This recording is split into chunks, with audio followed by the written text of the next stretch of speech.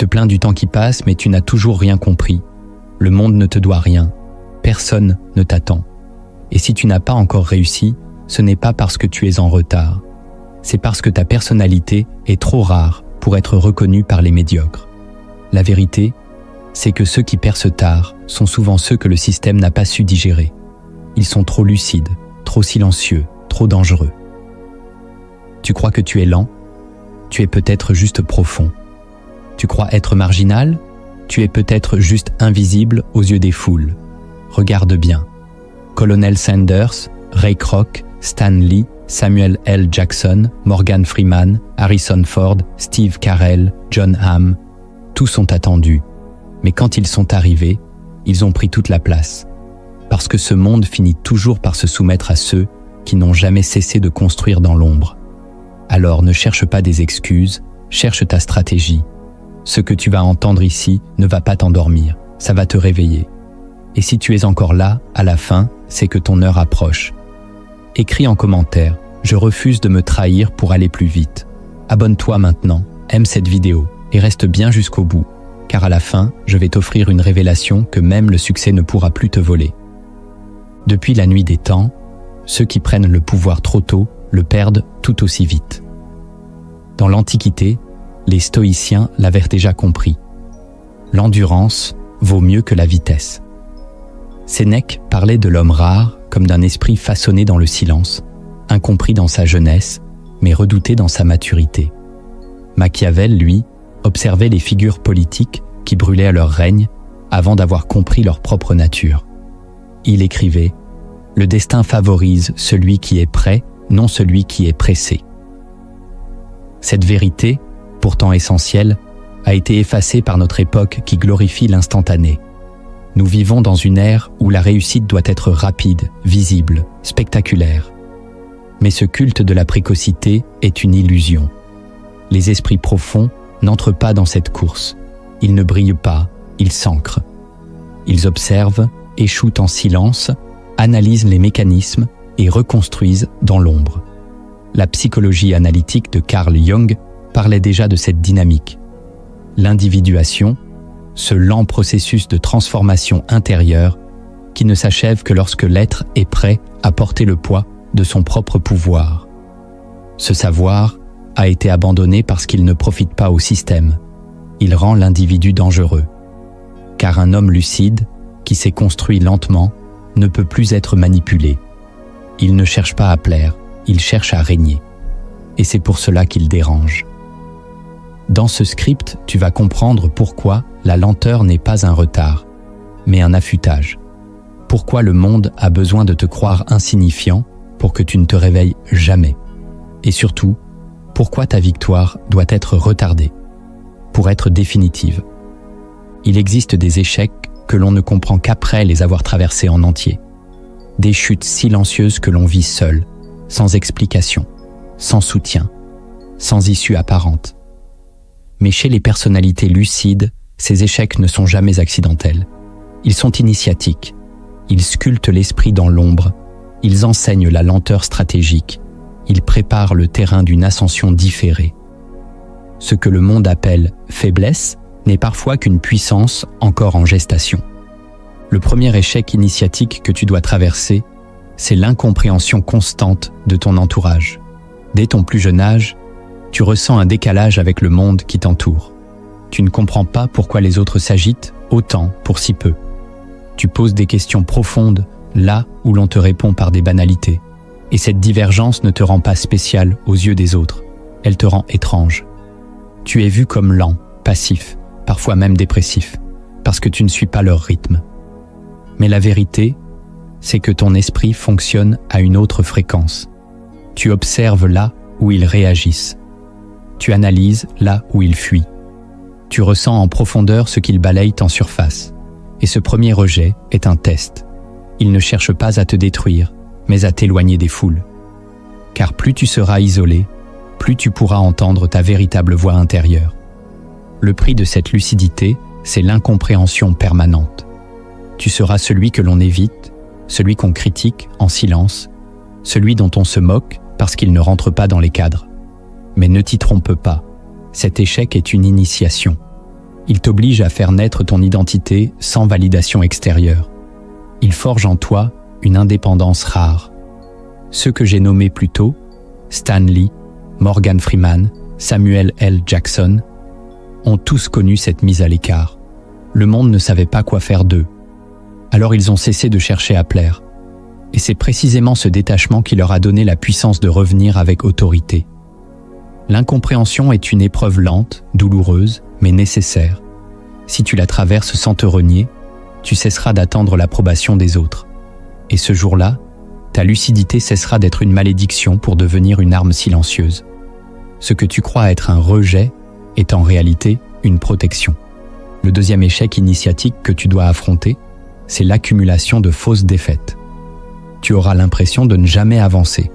Tu verras les autres réussir, signer des contrats, fonder des familles, gagner en reconnaissance, pendant que toi, tu t'épuises à construire quelque chose que personne ne voit.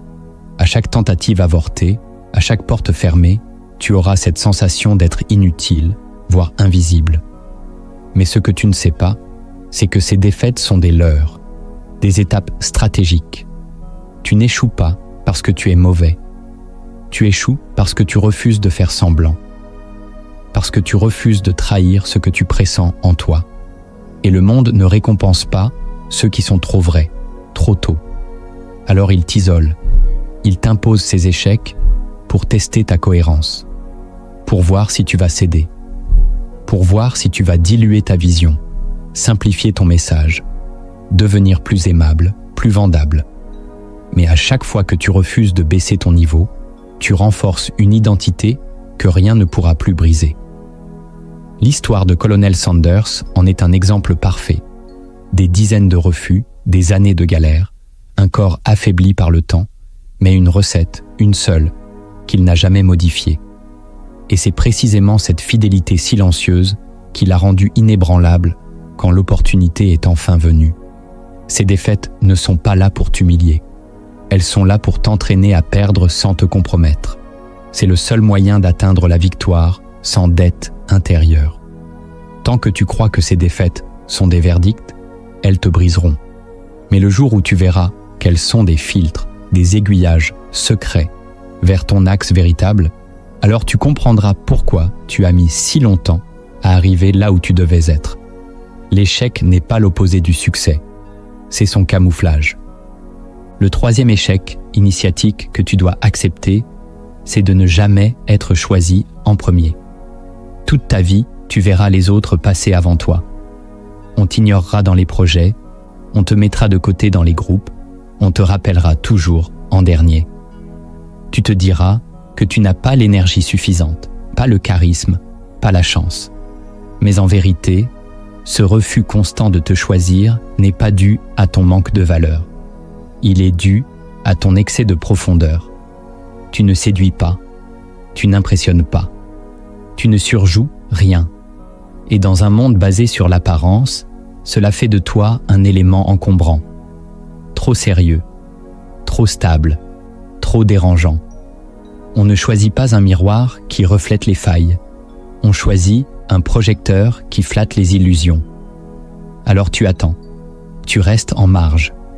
Tu observes les rôles qu'on t'interdit, les places qu'on t'arrache, les titres qu'on t'ignore. Mais chaque refus est un entraînement, un test de ton détachement, un rappel que ta destinée ne dépend pas de l'invitation des autres. Regarde Ray Kroc, il n'a pas été choisi par l'industrie de la restauration. Il s'est choisi lui-même, après 50 ans de patience et d'observation. Et quand il est entré dans le jeu, il a redéfini les règles. Tu n'as pas besoin d'être choisi, tu as besoin d'être prêt. Et tant que tu attends que quelqu'un te tende la main, tu ne vois pas que ta main, à toi, est déjà capable de bâtir un empire. Accepte d'être mis de côté. C'est le seul moyen de ne pas dépendre du centre.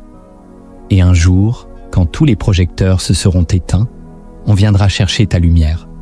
Non pas parce que tu es visible, mais parce que tu es nécessaire.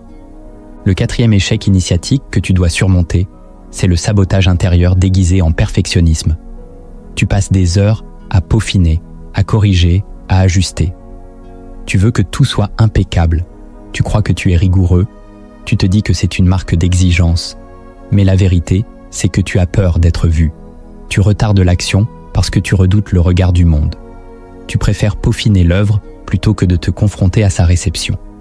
Ce perfectionnisme n'est pas une qualité, c'est un masque. Une protection contre la peur d'échouer publiquement. Et il est typique des personnalités lucides, car elles savent à quel point l'exposition peut être violente.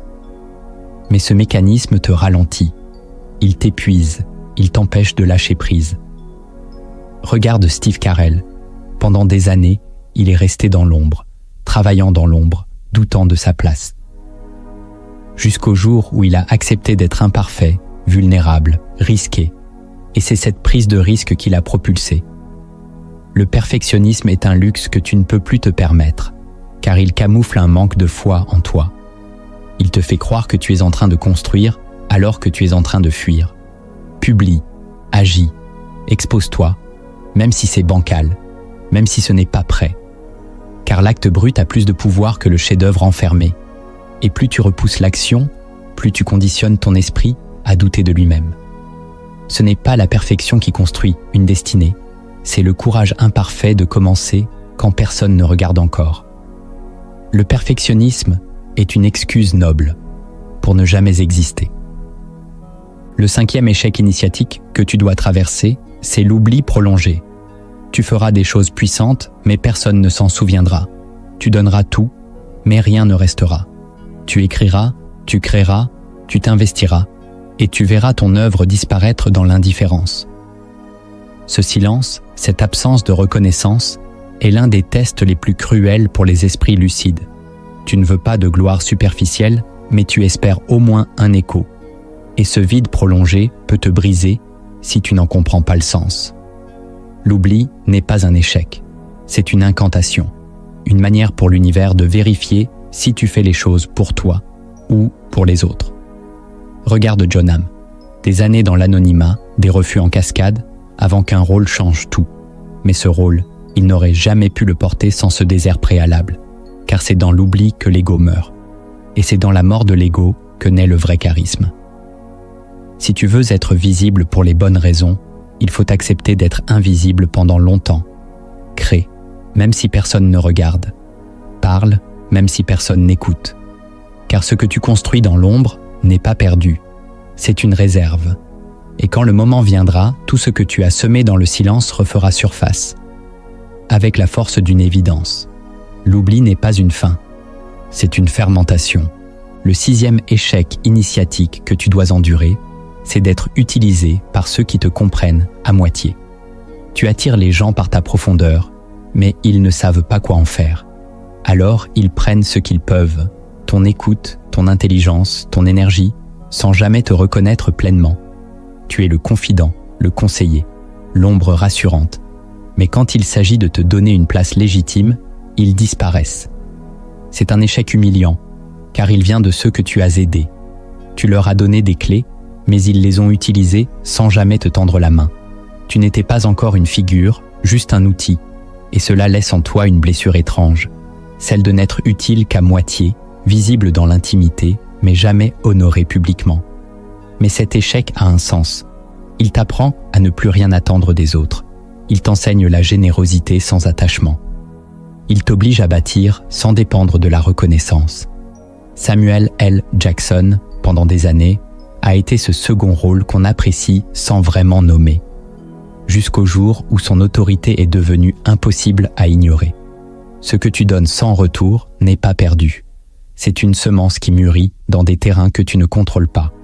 Tu seras utilisé, oui, mais c'est à toi de choisir si tu veux être utilisé ou exploité. L'un construit ton autorité, l'autre épuise ton feu. La différence, c'est ton seuil de lucidité. Cet échec te forge si tu sais en extraire la solitude féconde. Le 7e échec initiatique que tu dois intégrer, c'est la tentation permanente de devenir comme eux. Quand tu regardes autour de toi et que tu vois les autres réussir plus vite, être plus aimé, mieux payé, plus suivi, une voix en toi te chuchote que tu devrais t'adapter, être plus sociable, plus superficiel, plus commercial. Tu te dis que peut-être tu irais plus loin si tu lâchais un peu ton intégrité. C'est là le piège. Car la plus grande souffrance des personnalités lucides, ce n'est pas l'échec, c'est la compromission. Le moment où tu sais que tu trahis ta vérité juste pour obtenir ce que le monde célèbre. Harrison Ford aurait pu être un énième acteur interchangeable, mais il a attendu. Il a refusé les rôles creux. Il a choisi l'alignement au lieu de la vitesse. Et c'est ce choix qui l'a rendu inoubliable. Tu n'as pas été façonné pour séduire. Tu as été formé pour durer. Et cela exige de refuser les raccourcis, même quand ils sont tentants. Car chaque fois que tu te rapproches du modèle dominant, tu t'éloignes de ta singularité. Et c'est elle, uniquement elle, qui te donnera le pouvoir de marquer les esprits quand ton heure viendra. Ce dernier échec est le plus insidieux. Il ne fait pas de bruit. Il se glisse dans tes stratégies, dans tes doutes, dans ta lassitude. Mais si tu y résistes, alors plus rien ne pourra jamais t'acheter. Tu ne réussiras peut-être pas vite, mais tu réussiras sans dette intérieure. On croit souvent que la réussite vient d'un plan, d'une stratégie, d'un alignement extérieur. Mais chez les esprits rares, elle est toujours précédée par une série de blessures profondes, secrètes, presque sacrées. Ce sont des coups portés à l'ego, à l'image, au désir de conformité. Des entailles silencieuses qui transforment l'être brut en matière alchimique. Si tu ne comprends pas ces douleurs, tu ne comprendras jamais ta propre grandeur. La première blessure alchimique que tu dois accepter, c'est la lente désintégration de ton ancienne identité. Tu avances dans la vie avec un masque que tu crois être toi. Tu construis ton personnage, celui qui réussira, celui qui plaira, celui qui sera enfin respecté. Mais plus tu avances, plus ce masque se fissure. Tu perds des amis, tu échoues dans des projets, tu te heurtes à l'indifférence, et tu ne comprends pas pourquoi. Cette douleur n'est pas un accident, elle est nécessaire. Elle vient pour briser ce que tu n'es pas, pour te dépouiller des couches de mensonges, d'illusions, d'images fabriquées. Et ce processus est long, humiliant, épuisant. Tu as l'impression de régresser, alors qu'en vérité, tu t'éveilles. La désintégration est une étape alchimique. Elle brûle le faux pour libérer le vrai. Mais ce feu fait mal. Il attaque les certitudes, les étiquettes, les ambitions construites sur des attentes étrangères. Tu dois regarder ton ancienne version mourir lentement, sans pouvoir la sauver. Et c'est dans cette impuissance que naît ta force. Car tu ne construiras rien de solide si tu restes attaché à ce que tu croyais devoir être. Regarde ceux qui ont percé tard. Leur réussite n'était pas une accumulation, mais une révélation. Ils ont perdu avant de briller. Ils ont été dénudés avant d'être acclamés. Toi aussi, tu devras laisser derrière toi des morceaux de ton ancien moi. Tu n'as pas échoué, tu as été purifié. Cette première blessure est celle qui te sépare de la foule. Tant que tu la refuses, tu vivras en retard. Mais si tu l'acceptes, tu deviendras capable d'un pouvoir que le monde ne peut ni acheter, ni voler. L'autorité d'un être qui ne joue plus aucun rôle. La deuxième blessure alchimique que tu dois traverser, c'est l'amertume de constater que ceux que tu as aidés t'oublient les premiers. Tu donnes, tu élèves, tu tends la main. Tu crois qu'en apportant du bien aux autres, tu construis des liens solides. Mais un jour, ils réussissent et tu deviens invisible. Pas un mot, pas une gratitude, pas un retour. Et cette douleur n'est pas seulement une trahison, c'est une initiation.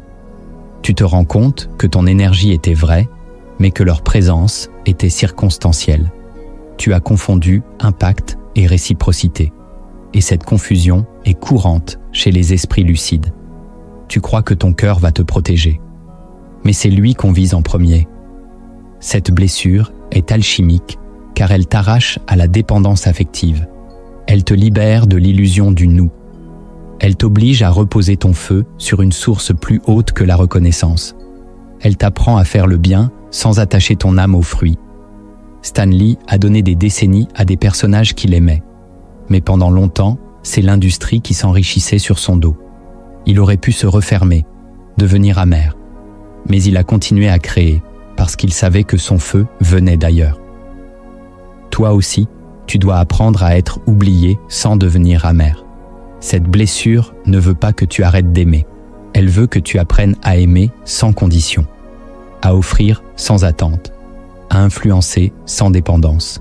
Si tu n'apprends pas à encaisser ce vide, tu te transformeras en victime. Mais si tu le traverses en silence, tu deviendras un pilier. Car celui qui donne s'enchaîne devient impossible à manipuler. Et c'est là que ton autorité intérieure commencera à briller, même dans l'oubli. La troisième blessure alchimique que tu dois comprendre, c'est le décalage permanent entre ton niveau de conscience et celui de ton environnement. Tu vois trop clair, trop tôt. Tu perçois les erreurs avant qu'elles n'éclatent. Tu sens les intentions derrière les masques. Tu vois le jeu quand les autres ne voient que la scène. Et ce don n'est pas une bénédiction, c'est d'abord un poids. Car tu es seul avec tes visions. Tu cries dans un désert. Tu avertis, mais personne n'écoute. Tu proposes, mais on t'ignore. Tu es trop subtil pour des oreilles encore endormies. Et ce décalage devient une blessure invisible. Tu doutes de toi, tu te sens inadapté, presque maudit. Mais cette douleur est alchimique. Elle est là pour t'apprendre le silence stratégique. Elle t'apprend que le savoir n'est pas toujours fait pour être partagé, qu'il faut parfois observer sans intervenir, attendre le bon moment, ne parler qu'à ceux qui ont les oreilles prêtes. Carl Jung a vu l'ombre de l'humanité bien avant que le monde moderne ne la découvre, et il a été moqué, marginalisé, rejeté. Mais il a tenu bon, parce qu'il savait que ce qu'il voyait était vrai, même si personne ne voulait encore l'entendre. Toi aussi, tu dois apprendre à porter ton regard sans le forcer sur les autres. Ta lucidité n'est pas là pour briller, elle est là pour guider un jour. Et si ce jour n'est pas encore arrivé, c'est que ton environnement n'est pas encore prêt. Cette blessure t'enseigne la patience prophétique. Elle fait de toi un veilleur, pas un sauveur. Tant que tu cherches à éveiller les autres pour soulager ta solitude, tu seras déçu. Mais si tu acceptes le décalage comme un écart sacré, alors ton regard deviendra une force dormante, prête à agir, quand le monde aura enfin soif de vérité. La quatrième blessure alchimique que tu dois accueillir, c'est la répétition des pertes sans explication. Tu construis, tu avances, tu t'investis, puis tout s'effondre. Sans signe, sans logique. Une relation qui meurt, un projet qui disparaît, un rêve qui se fane. Et tu restes là, avec le vide, incapable de comprendre pourquoi. Cette répétition est une torture. Elle t'oblige à douter de tout, de ta valeur, de ton chemin, de ta foi. Mais cette série de pertes n'est pas une punition, c'est une purification. Chaque chose qui s'effondre devant toi est une structure qui n'aurait pas supporté ton avenir. Chaque lien qui se casse est un nœud qui t'aurait ralenti plus tard. Chaque illusion qui tombe est une barrière que tu n'auras plus à franchir. Et cette compréhension ne vient qu'avec le temps. Harrison Ford n'a pas trouvé sa voie immédiatement. Il a connu les emplois instables, les portes closes, les impasses. Mais chacune de ces pertes a sculpté en lui une détermination brute. Toi aussi, tu es vidé pour être rempli autrement. Les pertes préparent un contenant plus large. Elles t'obligent à abandonner les choses moyennes pour te rendre disponible à ce qui est grand. Mais cela fait mal. Cela te dépouille de ton confort, de tes plans, de tes attachements. C'est une chirurgie intérieure, une amputation spirituelle. Et tant que tu refuses cette douleur, tu t'accroches à ce qui t'empêche d'émerger. Mais le jour où tu accueilles chaque perte comme une libération stratégique, alors tu redeviens disponible. Disponible pour ce que Dieu, le destin ou ta conscience supérieure veut réellement te confier. La perte, répétée, injuste, inexpliquée, est souvent l'empreinte d'un futur trop grand pour tes anciennes structures. La cinquième blessure alchimique que tu dois intégrer, c'est la fatigue profonde qui précède toujours une grande transformation. Tu as résisté longtemps. Tu as travaillé, espéré, relancé. Mais vient un moment où tu n'as plus la force, tu n'as plus l'envie, tu n'as même plus la colère. Tu te sens vide. Cette fatigue-là n'est pas physique, elle est existentielle. Elle vient quand ton ancienne énergie n'est plus adaptée, mais que la nouvelle n'est pas encore née. Tu es entre deux identités, entre deux mondes. Et ce vide est insupportable. Tu ne sais plus qui tu es, ni pourquoi tu fais ce que tu fais. C'est un effondrement invisible. Et pourtant, c'est là que commence le vrai tournant. Car tant que tu te bats par automatisme, tu restes dans l'ancien paradigme. Mais quand tu es trop fatigué pour faire semblant, alors ton être profond peut enfin émerger. Morgan Freeman a connu cette fatigue. Pendant des années, il a porté des rôles secondaires, sans perspective, sans lumière, jusqu'au jour où il a cessé de courir. Et c'est à ce moment-là que la vie est venue à lui. Toi aussi, tu dois reconnaître cette fatigue comme une fin sacrée. C'est le silence entre deux battements, la nuit entre deux renaissances.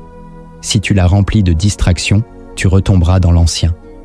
Mais si tu l'écoutes, si tu la traverses, elle deviendra un sas, une matrice, une chambre de gestation. Ce que tu ressens n'est pas une dépression, c'est une mise à nu, et elle annonce une bascule. Tu n'es pas en train de perdre ton feu, tu es en train d'en changer la nature. La 6e blessure alchimique que tu dois traverser, c'est le silence qui suit les grandes révélations. Tu vis parfois des moments de clarté intense. Tu comprends enfin pourquoi tu as souffert. Tu vois ton parcours avec lucidité. Tu reçois une vision, une direction, un feu intérieur que rien ne peut éteindre. Et tu crois que tout va changer, que cette révélation va ouvrir les portes, accélérer ta montée, déclencher ton appel. Mais il ne se passe rien. Le monde ne répond pas. Le téléphone ne sonne pas. Les regards ne changent pas. Et ce silence, juste après la lumière, est une torture psychique. Tu as touché quelque chose de grand, mais tu ne peux le prouver à personne. Tu te sens seul, incompris, presque fou. Cette blessure est une initiation au détachement ultime. Elle te montre que la vérité n'est pas un outil de validation. Elle n'est pas là pour te faire briller. Elle est là pour te transformer. Et parfois, elle exige que tu la portes en silence, que tu la digères seul, que tu l'incarnes sans l'annoncer. Jon Hamm, avant que Mad Men ne le révèle, portait déjà son personnage en lui depuis longtemps. Il savait ce qu'il avait à offrir. Mais le monde n'était pas encore prêt. Toi aussi, tu dois comprendre que la vérité n'a pas besoin de spectateurs. Qu'une révélation n'est pas un spectacle, mais un scellement. Et que ce scellement n'est souvent confirmé que dans le silence. C'est cette acceptation qui te prépare à la véritable autorité. Tant que tu as besoin qu'on reconnaisse ta lumière, tu n'es pas prêt à la porter. Mais quand tu peux supporter qu'elle brûle en toi sans écho extérieur, alors elle devient inaltérable. Ce silence n'est pas un oubli, c'est une chambre d'écho divine. Et un jour, ce que tu as vu dans le secret deviendra la réponse visible de ton époque. La 7e blessure alchimique que tu dois assumer, c'est l'impossibilité de revenir en arrière. Un jour, tu réalises que tu as trop vu, trop compris, trop senti, que même si tu le voulais, tu ne pourrais plus redevenir comme avant. Tu ne peux plus rire des banalités, ni participer aux jeux sociaux avec insouciance. Tu ne peux plus faire semblant.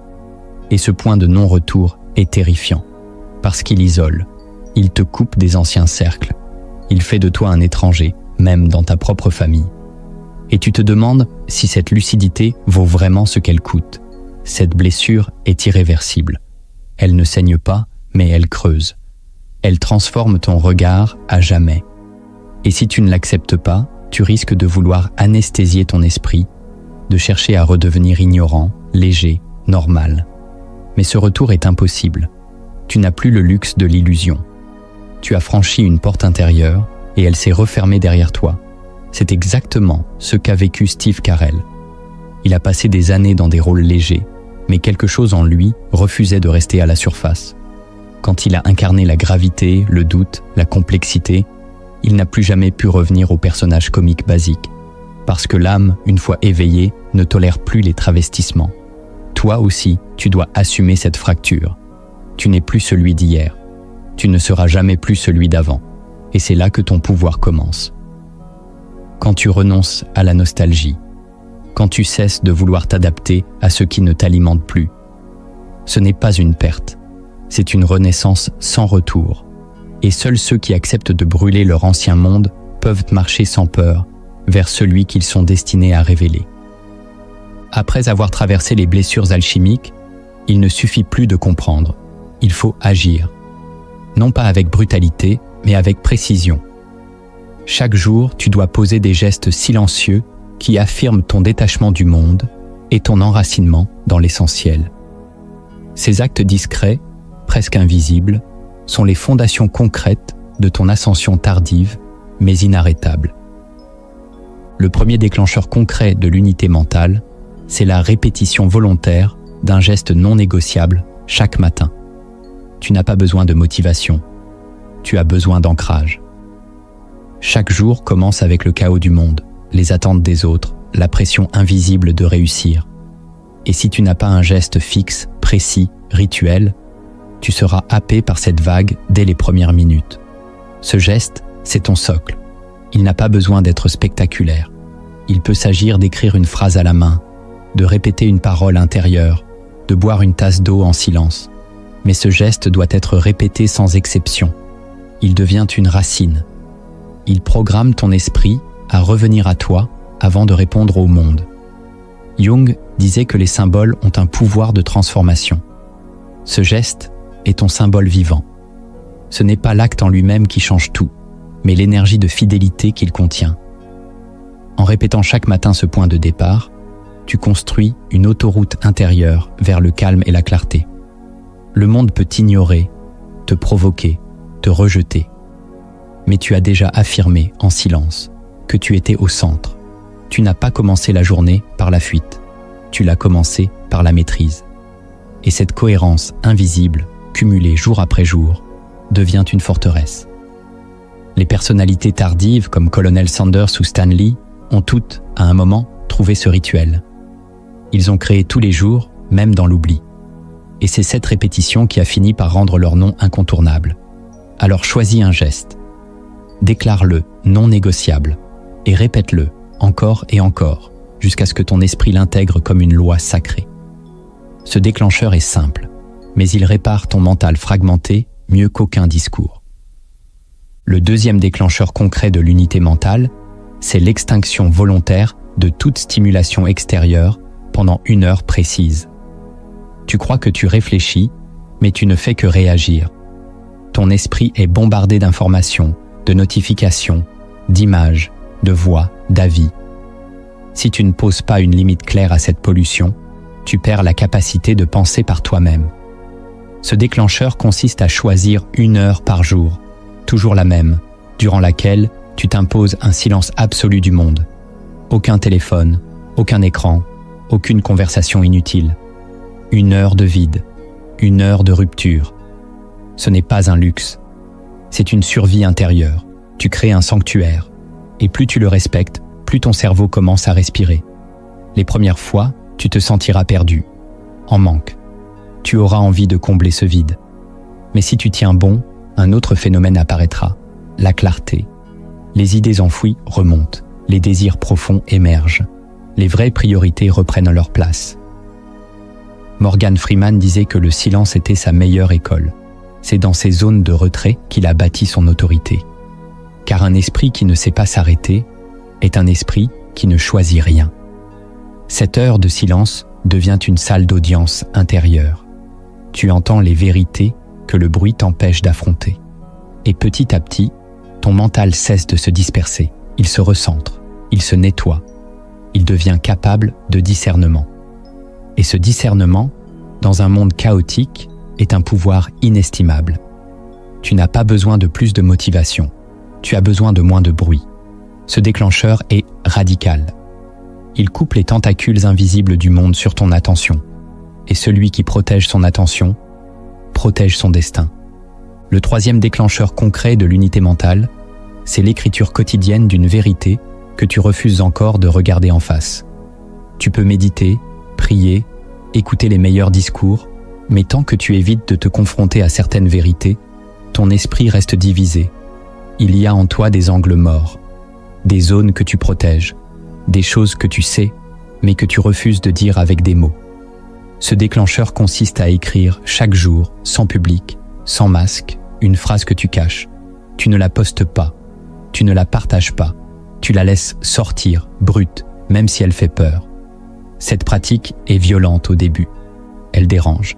Elle ouvre des nœuds. Elle te montre que ton intelligence peut être complice de ton auto-sabotage. Mais elle est nécessaire. Car ce que tu n'exprimes pas te contrôle. Et ce que tu écris commence à perdre son emprise. Samuel L. Jackson a dit que sa voix s'est libérée quand il a commencé à assumer ses colères. L'écriture, c'est ça. Une permission de dire ce qui bloque. Et quand tu nommes ce que tu fuis, tu coupes une chaîne. un fragment de toi revient à sa place. Tu n'es plus écartelé entre ce que tu montres et ce que tu ressens. Tu deviens un, et cette unité mentale se bâtit une phrase à la fois. Le but n'est pas d'écrire bien. Le but est d'écrire vrai. Une seule phrase par jour suffit, mais elle doit déranger, elle doit ouvrir, elle doit grincer. Cette habitude devient un miroir, et plus tu t'y tiens, plus tu cesses de vivre à moitié. Ton esprit cesse de se battre contre lui-même. Et dans ce calme nouveau, des décisions surgissent, des choix que tu n'avais jamais vus deviennent évidents. L'unité mentale commence quand tu dis enfin ce que tu ne veux plus cacher. Le quatrième déclencheur concret de l'unité mentale, c'est l'identification immédiate de chaque envie qui n'est pas la tienne. Tous les jours, tu ressens des désirs. Faire plus, poster plus, répondre, prouver, consommer, séduire, contrôler. Mais ces désirs, la plupart du temps, ne viennent pas de toi. Ils sont injectés, transmis, programmés. Tu crois que tu veux réussir, mais tu veux seulement impressionner. Tu crois que tu veux avancer, mais tu veux seulement ne pas être jugé. Ce déclencheur est une forme de vigilance aiguë. Il consiste à interroger chaque envie dès qu'elle apparaît. Est-ce que je veux vraiment ça? Ou est-ce que je réagis à une peur? Cette question, posée froidement, brise l'automatisme. Elle te ramène à toi. Elle t'empêche de courir pour de mauvaises raisons. Ray Kroc, avant de développer McDonald's, a observé ses propres illusions pendant des années. Il voulait réussir, oui, mais il a dû apprendre à identifier les pulsions d'ego qui l'auraient détruit. Toi aussi, tu dois apprendre à trier, chaque jour, chaque heure, car un seul désir inconscient peut te faire dévier de ta trajectoire. Ce déclencheur demande de l'honnêteté. Il ne flatte pas, il confronte, mais il te rend souverain. Car celui qui connaît l'origine de ses désirs devient imprenable. Il n'est plus manipulable, il ne se compare plus, il agit depuis une source claire. Et cette clarté mentale est rare.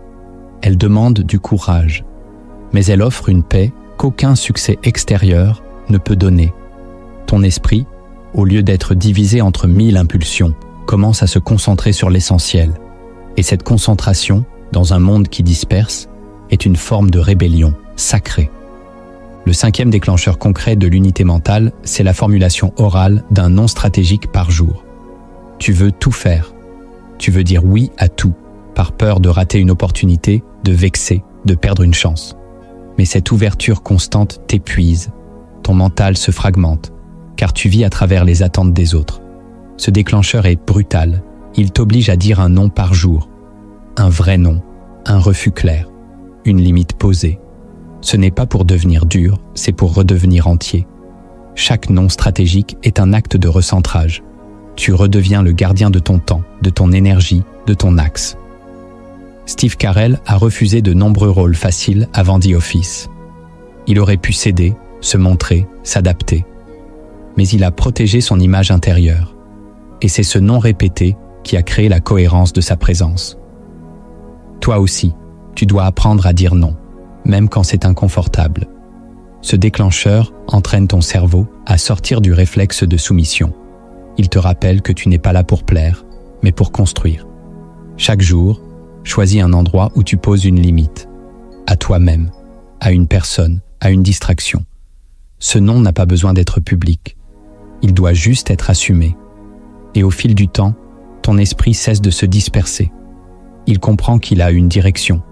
Il retrouve sa colonne vertébrale. Dire non, c'est dire oui à ton propre espace.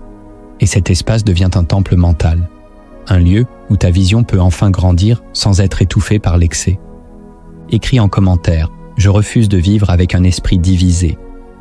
Le sixième déclencheur concret de l'unité mentale, c'est la consolidation nocturne de ton axe par une relecture volontaire de la journée. Tu vis tes journées comme des batailles, mais tu ne prends jamais le temps d'en observer les lignes. Tu avances, tu encaisses, tu t'adaptes, sans jamais faire halte pour interroger ton propre fonctionnement. Ce déclencheur t'impose un rendez-vous avec toi-même chaque soir dans le silence. Pas pour faire un bilan classique, mais pour poser 3 questions radicales. Où me suis-je trahi? Où ai-je résisté? Où me suis-je aligné? Ces 3 questions réveillent des zones mortes de ta conscience. Elles réactivent ton autorité. Elles t'empêchent de glisser lentement dans une vie automatique. Car l'unité mentale n'est pas un état permanent. C'est une conquête fragile, quotidienne. Et chaque jour négligé devient une fissure. Ce temps d'observation du soir agit comme une respiration profonde dans le chaos. Il te reconnecte à ton axe. Il te montre que tu n'es pas un exécutant du monde, mais un architecte de ton être. Harrison Ford, malgré ses tournages intenses, prenait toujours un temps seul le soir pour relire son ressenti, réajuster son intention, protéger son intégrité.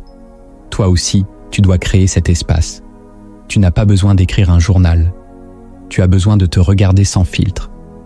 Cette relecture t'empêche de devenir spectateur de ta propre vie. Elle te remet au centre.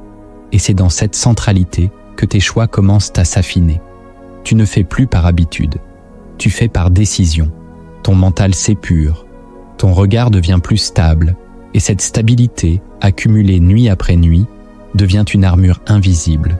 Tu ne pourras pas contrôler le monde, mais tu peux te garantir chaque soir que tu n'as pas fui ton axe. Et cette promesse tenue devient la signature d'un être prêt à durer. Le 7e déclencheur concret de l'unité mentale, c'est la projection intentionnelle de ta présence dans l'avenir. Tu es tellement occupé à gérer tes urgences que tu oublies de bâtir un territoire intérieur vers lequel tu te diriges. Ton esprit se limite au court terme. Il réagit, il survit, il consomme. Et cette dynamique te coupe de ta force. Ce déclencheur te force à créer, chaque semaine, une image claire de qui tu veux devenir. Pas une image sociale, une présence, une posture, une vibration. Tu dois visualiser ton esprit rare, dans 10 ans, dans une pièce silencieuse, ancrée, libre, serein. Tu dois sentir ce que tu émanes, ce que tu décides, ce que tu inspires. Cette projection n'est pas un rêve, c'est une ancre. Elle donne un cap à ton mental. Elle agit comme un GPS psychique. Plus tu la pratiques, plus tes décisions actuelles s'alignent. Tu arrêtes de chercher des validations instantanées. Tu commences à vivre depuis ton avenir. Jon Hamm, avant que la série Mad Men ne l'impose, vivait déjà dans cette projection intérieure. Il ne jouait pas pour décrocher des rôles. Il jouait pour incarner un type d'homme qu'il avait déjà vu en lui. Et cette vision a fini par plier la réalité. Toi aussi, tu dois construire ce regard vers toi-même. Tu dois t'habituer à converser avec ton futur, à l'écouter, à l'honorer. Cette image devient ton gouvernail. Quand tout vacille, tu y reviens. Et ton mental se resynchronise. Tu n'es plus perdu dans le présent. Tu es enraciné dans une trajectoire. Et cette trajectoire, répétée semaine après semaine, devient plus réelle que tes doutes, plus réelle que tes blessures. C'est elle qui finit par créer ton magnétisme silencieux. Tu ne forces plus les choses, tu les attires. Parce que ton esprit, enfin unifié, sait exactement où il va. Tu viens de traverser un chemin que peu osent regarder en face. Tu as vu que la réussite tardive n'est pas un accident, ni une punition.